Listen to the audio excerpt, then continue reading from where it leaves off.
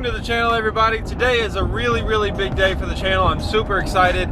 We are finally getting an engine for the S14. I've had the S14 since was it early November, I think, and like tomorrow's May, so it's been a little while without an engine. This engine is only $500 and will definitely need a full rebuild. After I get the engine, I'll tell you guys everything about it, why I went with this engine, what engine it is, all that kind of stuff, what we're planning to do, and I'm super excited to pick it up. I'm also going to go pick up some new tools because I'm going to need an engine hoist and an engine stand and all this kind of stuff. So this is the beginning of a very big project because I've never rebuilt an engine, and we're going to rebuild this thing all the way, like bore the cylinders and everything. So it's gonna be really exciting. So thanks for stopping on the channel. I hope you enjoyed the video. So we have the engine. I'm gonna wait till tomorrow to tear into it or to really do anything. And also I'm running out of daylight anyway. So I will see you guys in the morning when we get this out. So it is the next day and it is time to reveal the engine. It's just under this tarp, and also I have some tools in here and some tools in my dad's truck.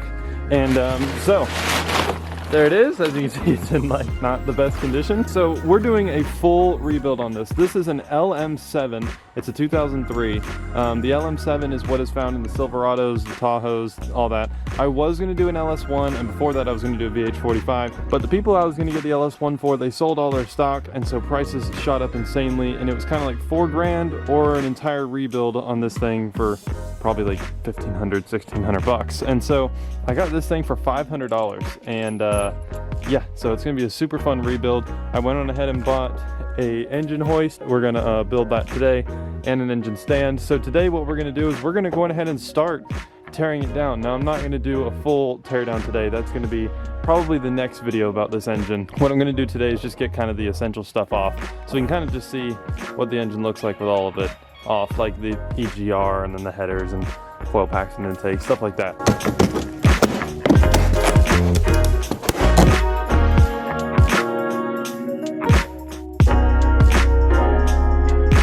As you can see, I have a lot of tool assembly to do. I don't think it'll be too difficult though. It's just bolts and stuff. Well, this one didn't take that long, but that took a lot longer than I thought it would. That was kind of ridiculous. But we're pretty much ready to go ahead and mount the engine. It's going to take 2 people, so I don't know how much I'm going to be able to film, but try to film as much as I can.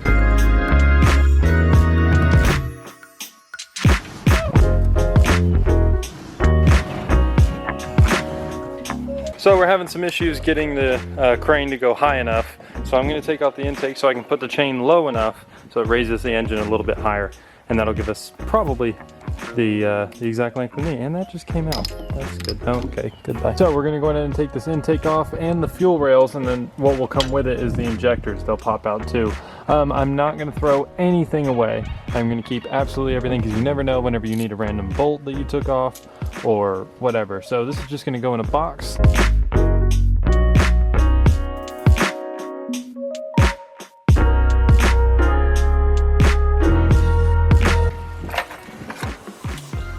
And that's the intake off. Oh my god, that's dirty in there. Look at how dirty that all is.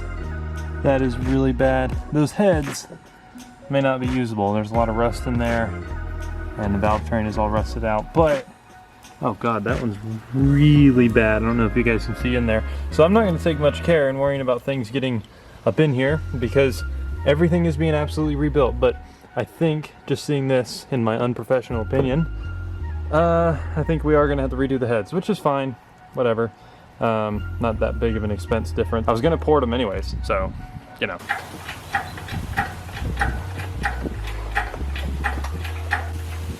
And it is working. That makes me feel a lot better. I was kind of worried about getting it out of here.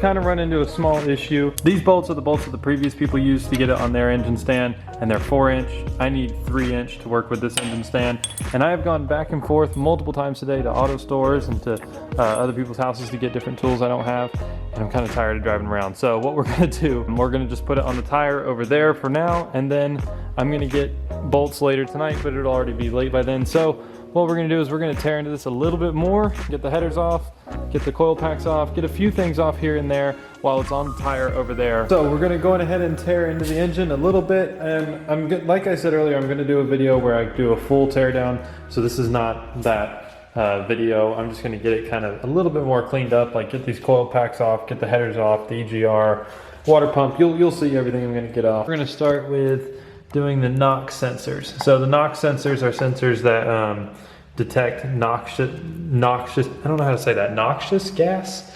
Noxious, I don't know.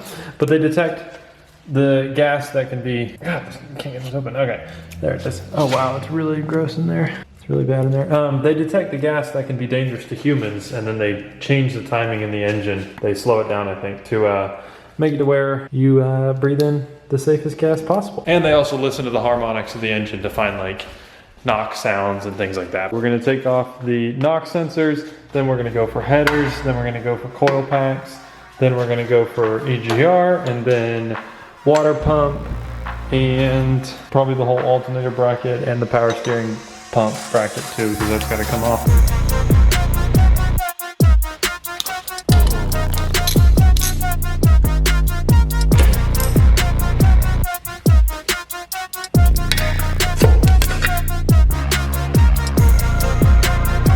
Also, another thing, if you see me get a ton of like crud and just dirt and grime up in the engine and stuff, don't worry about it. Everything is getting completely rebuilt, so I don't even have to think about stuff getting up in there.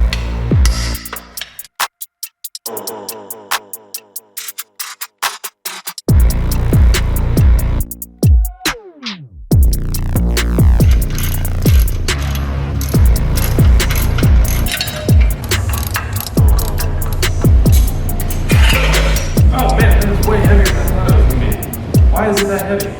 It's not that big. One down, one to go. And that's 2 headers off. Now, the cam angle sensor.